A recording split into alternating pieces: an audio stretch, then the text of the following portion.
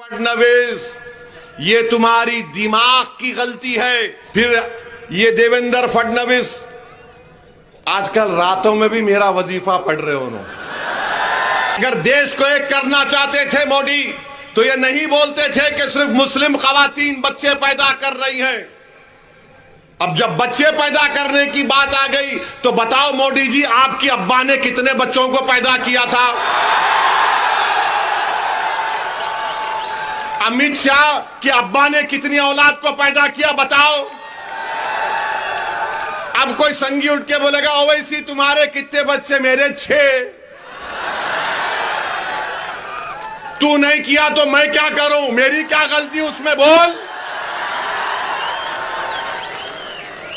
अब तो आप सुनो, ये बोलते ना हमारे मोदी बोले हमारी औरतें बच्चे पैदा कर रही ज्यादा, ये झूठ है। टोटल फर्टिलिटी रेट मुस्लिम खवातीन का बहुत गिरा है, सबसे ज्यादा गिरा है। ये बोलते नहीं है संगी लोग। फिर ये देवेंद्र फडणवीस आजकल रातों में भी मेरा वजीफा पढ़ रहे हो। अब बोल रहे ओवैसी तुम हैदराबाद से आए, हैदराबाद चले जाओ। देवेंद्र फडणवीस तुम समझो इस बात को, तुम अपने दिमाग से निकाल दो इस बात को कि फडणवीस बड़ा है, ओवैसी छोटा है। फडणवीस ऊंची कुर्सी पे बैठेगा, ओवैसी नीचे बैठेगा। नहीं फडणवीस, ये तुम्हारी दिमाग की गलती है। बाबा साहेब अंबेडकर का संविधान ने सबको बराबर बना दिया। अगर तुम बैठोगे तो कुर्सी पे टांग डाल के ओवैसी तुम्हारे आंख में आंख डालकर बोलेगा कि मेरा हक मुझे दो। और देवेंद्र बोल रहे नहीं तुम हैदराबाद से हैदराबाद को चले जाओ। अरे देवेंद्र फडणवीस सुनो, हमारे अब्बा आदम अलैहिस्सलाम, हमारे अब्बा जब दुनिया में आए तो अल्लाह ने उनको कहा है भारत में आए। अब्बा पहला कदम भारत में रखे। ये जमीन मेरे बाप की है, कोई नहीं भिजा सकता कहीं भी मुझे। इन्हें बोल रहे हैदराबाद चले जाओ। राहत इंदौरी ने अच्छा कहा था देवेंद्र फडणवीस के बारे में, शायद अब के जो फैसला होगा, सुनो फडणवीस, अब के जो फैसला होगा वो यहीं पर होगा। अब के जो फैसला होगा वो यहीं पर होगा।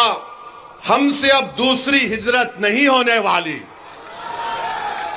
जो पाकिस्तान जाना था चले गए, जो वफादार थे तुम्हारे मोदी के और उद्धव ठाकरे के सामने सीना तान कर खड़े होकर बोल रहे हमारा हक हमको मिलना, अब हम मस्जिद को जाने नहीं देंगे, वक्फ को छीनने नहीं देंगे। अब इन्हें बोल रहे जाओ, नहीं जाते। क्या करते तुम? गोली मारते मारो गोली, जेल में डालते डालो जेल में। मगर तुम्हारे इन बातों से अब कोई डरने वाला नहीं है। देवेंद्र क्या बोल रहे? धर्म युद्ध, भिवंडी वेस्ट की सीट धर्म युद्ध, और जिहाद। अरे इलेक्शन हो रहा है या जंग हो रही? और किसके खिलाफ धर्म युद्ध कर रहे फडणवीस? बोलो तुम जरा। अच्छा मोदी जी ये तो बोल दो सबका साथ, सबका विकास, सबका विश्वास, कहां गया? उड़ गया, टाइम हो गया। देवेंद्र धर्म युद्ध है, और जिहाद कर रहे। और जिहाद के माने क्या है बताओ? अरे जिहाद तुम जानते नहीं। जिहाद अगर किसी ने किया ना फडणवीस, अल्लामा फजल हक खैराबादी ने अंग्रेजों के खिलाफ किया था जिहाद का फतवा देकर। जिहाद अगर किसी ने किया था इस देश को आजाद कराने के लिए, तो मुरादाबाद के अल्लामा काफी ने दिया था कि इस तरी को गरम करके अल्लामा काफी के सीने पर लगाते थे अंग्रेज। फांसी के फंदे पर अल्लामा काफी को लेके जा रहे, और ये अल्लामा काफी मुस्कुरा रहे थे और जबान पर क्या पढ़ रहे थे? नाते रसूल सल्लल्लाहु अलैहि वसल्लम पढ़ रहे थे। और आप बोल रहे जिहाद, वोट जिहाद, धर्म युद्ध। लगता है फडणवीस जरा तुम जरा थोड़ा दिमाग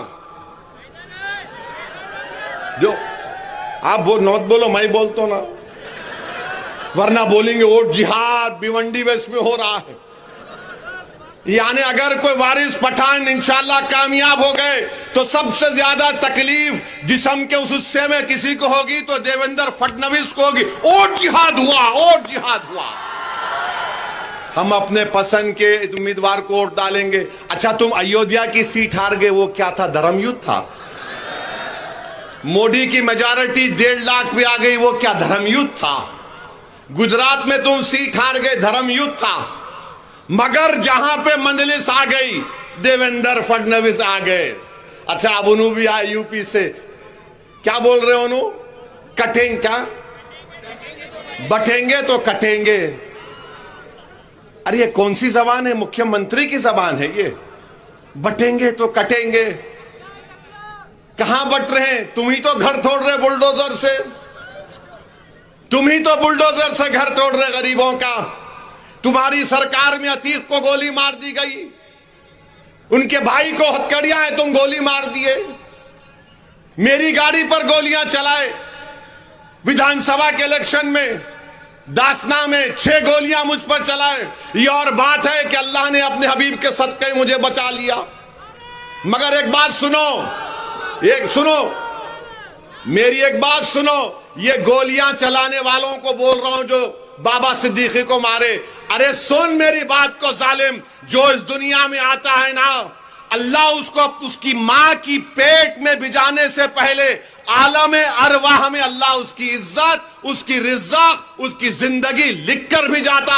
अगर मेरी मौत शहीदों की तरह होगी तो लाखों बार मैं कबूल करने को तैयार हूं। कब चलाएगा गोली? चला मुझ पर। तुम समझ रहे हम मौत से डरने वाले? अरे मौत से नहीं डरते हम।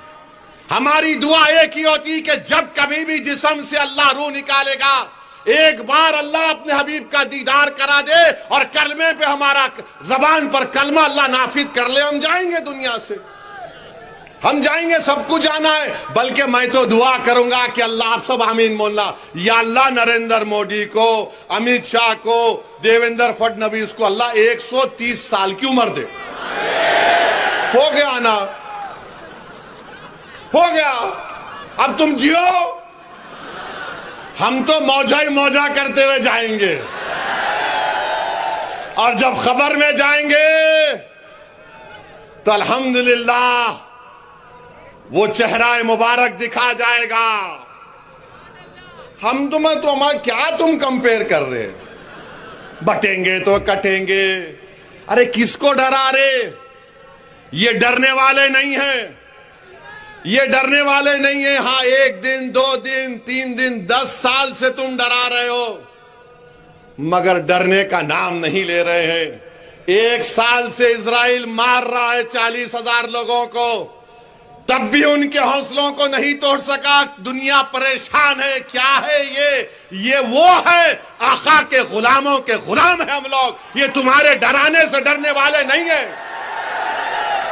तुम किसी और को डराओ, बटेंगे कटेंगे। एक है तो सेफ है, वो वहां चले जाओ, यहां चले जाओ। वो दिन चले गए, अब कोई डरने वाला नहीं है। अब ये मुल्क हमारा था, है और रहेगा इंशाअल्लाह ताला। मेरे अजीज दोस्तों और बुजुर्गों, नारा लगाएंगे आखिरी में, ठहरो जरा तुम। 20 तारीख को भी वोट लगा के, बटन दबा के वारिस पठान को बोलना नारे तकबीर, ये काम करना प्यारे। मगर 20 तारीख तक एहतियात करो। अगर कोई दिखा इबलीस का एजेंट, आयतल कुर्सी पढ़ के भाग। उसके बाद भी नहीं सुना तो अज़ान देना शुरू कर दो, अल्लाहु अकबर अल्लाहु अकबर। अज़ान की आवाज सुन के भागता हूं ने। हाँ ने अब ज्यादा चीज़ा नहीं बोलना चाह रहा हूं, इलेक्शन का कानून है। मगर आपसे दरमंदाना अपील है मेरे भाई, ये वक्फ का कानून अगर बिल कानून बन गया, मेरी बात ज़हन नशीन कर लो, भिवंडी की मस्जिदें छीन ली जाएंगी, भिवंडी के मदरसे बंद कर दिए जाएंगे। मोदी ऐसा कानून बनाना चाहते हैं कि भारत के पूरे मस्जिदों को बर्बाद करना चाहते हैं, कलेक्टर को पावर देकर। मैं तुमको कह रहा हूं, हम एक मस्जिद खो चुके हैं, उठो अवाम, उठो मेरे भाई बहनों। तुम अगर उस वक्त नहीं अपने उठोगे तो कब उठोगे? क्या तुम उस वक्त उठोगे जब तुम्हारी मस्जिद के सामने लाकर पोस्टर लगा दिया जाएगा ये वक्फ की जायदाद नहीं है? क्या तुम उस वक्त उठोगे जब कब्रिस्तान पे नोटिस लगाई जाएगी कि ये वक्फ नहीं है? क्या तुम उस वक्त उठोगे जब तुम्हारी खानखाहों को बंद कर दिया जाएगा? क्या तुम उस वक्त उठोगे जब दरगाहों को मुखफ़िल कर दिया जाएगा? उठो, ये वक्त उठने का है। ये लड़ाई तुमको और हमको लड़ना है। कोई आकर वक्फ को बचाने की लड़ाई नहीं लड़ेगा। अगर हम इस चुनाव में जहां पर मजलिस के उम्मीदवार है वहां कामयाब करेंगे तो यकीन जानो इंशाअल्लाह ताला हम वक्फ की जायदादों को बचा पाएंगे, वरना नुकसान हमारा होगा। और वक्फ क्या है मालूम तुमको? वक्फ क्या है मालूम तुमको? वक्फ की जायदाद का मालिक ओवैसी नहीं, उसका मालिक अल्लाह है। अल्लाह है। तो मोदी बोल रहे अल्लाह मालिक नहीं, मैं मालिक बन जाऊंगा, कलेक्टर मेरा नायब रहेगा। तो 20 तारीख के दिन मेरी आपसे गुजारिश है, अपना एक एक वोट, अपनी आवाज अपने नुमाइंदे को दीजिए। देंगे ना मेरे भाई? जरा सेलफोन की लाइट ऑन करके बोलो, पूरे लाइट ऑन करो सेलफोन के, ताकि इब्लीस को मालूम हो जाए, फडनवीस को मालूम हो जाए कि भिवंडी वेस्ट में क्या चलेगा। पतंग चलेगी, पतंग चलेगी। मजलिस को वोट देंगे ना मेरे भाई? 20 तारीख के दिन आप एक एक वोट मजलिस को देकर कामयाब करिए। अल्लाह आपको सलामत रखे। अब मेरे साथ नारा लगाइए, नारे तकबीर। पतंग को, पतंग को